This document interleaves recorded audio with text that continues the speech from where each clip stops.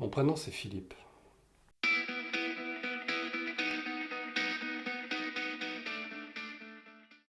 Et j'ai plusieurs noms.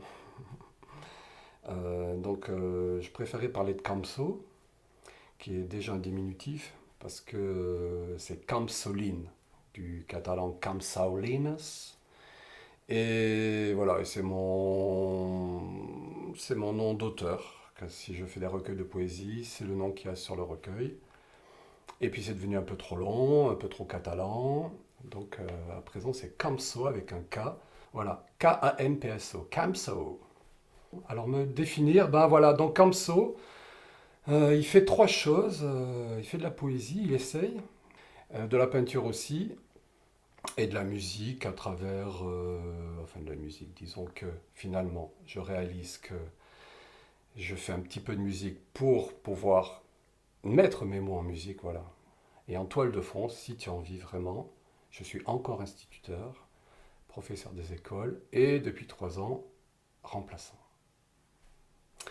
Ben écoute, ouais, l'orgueil quand même, c'est moi-même, je suis surpris de comment je peux être blessé par un mot et comment mon regard va tomber au sol et pendant 15 minutes,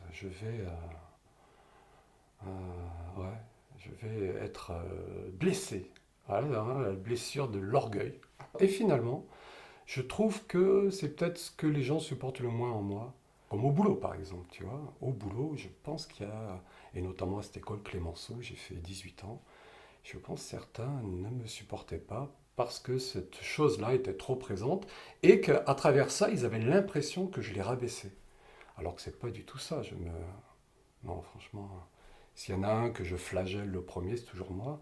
Donc je me questionne sur la manière dont j'apparais et dont je me vois jamais finalement. Peut-être la remise en question. Du fait de...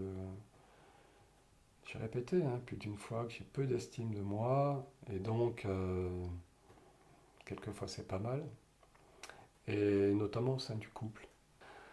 De se remettre en question, la capacité de se renouveler, d'être quelqu'un d'autre, d'aller chercher à s'améliorer. Bon, voilà. Ouais, ça c'est une qualité. Je peux pas faire de politique parce que je suis consensuel. Qu'est-ce que c'est ce mot? Je me mets trop à la place de l'autre. Toujours, toujours, toujours. Et donc, je suis toujours à la recherche du consensus. C'est ça? C'est français, ça? Bon, voilà. Et donc, c'est terrible. Alors, depuis, c'est marrant dans ma vie, je pense à partir de 10 ans jusqu'à être papa, tu vois, je n'ai plus pleuré. Mais depuis que je suis papa, alors là, c'est terrible, quoi. Le fait d'être papa, ça a ébranlé et n'importe quelle ânerie sur internet, les papas qui pleurent, n'importe quoi, un petit animal, enfin bon, je vais chialer. Tu sais, je ris pas beaucoup, hein. C'est un peu rouillé chez moi. Les trucs qui font rire, j'ai du mal à rire. D'ailleurs, ça doit influencer les gens qui me voient vivre. Enfin, je veux dire, les collègues dont je parlais tout à l'heure. Le type, il est pas drôle, quoi, hein. Non. Et c'est une critique que je me fais. Mais finalement, ce qui me fait marrer, c'est ma propre connerie, quoi. Et je peux choper des fous rires sur une ânerie qui me vient. Et ça fait un peu froid dans le dos en même temps, tu vois. Croix Paul, donc j'essaie toujours, et c'est une vraie bagarre, de faire de la poésie, de faire de la peinture et de faire de la musique. Bon, c'est très dur de faire la musique parce que je ne suis pas musicien. Donc voilà, ça donne ce que ça donne. De faire de la peinture parce que je ne suis pas peintre non plus. Et la poésie, alors finalement, la poésie, oui. Ça revient souvent dans ma poésie. La vie m'a peu donné, je suis né très peu courageux. Je suis né peu courageux et j'ai peu de courage. Et quelqu'un qui va parler plus fort que moi, je vais rentrer dans ma coquille, quoi. C'est d'une manière que tu ne peux pas imaginer, quoi. Je suis tout le temps influencé par tout le monde et, et je m'en fais le reproche, hein, mais le dernier qui a parlé, il a toujours un peu raison dans ma tête. Alors, quand même, si je suis en présence de ma femme ou de mes enfants, ah, alors là, il y a quelque chose d'animal, tu vois, qui, qui, qui donne une rage que je n'ai pas autrement. Mais c'est étonnant, comme si je prends un coup ou une grossièreté, mais c'est pas la violence qui me vient, c'est pas un discours que je connais.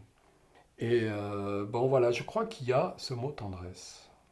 Et finalement, peut-être.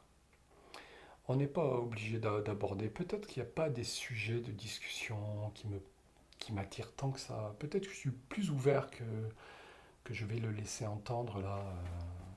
Mais ça sous-entend donc l'intimité. Je crois que si tu me fais entrer dans un 3 carreaux, un mètre carré, un petit mètre carré de ton intimité, alors on va pouvoir s'entendre.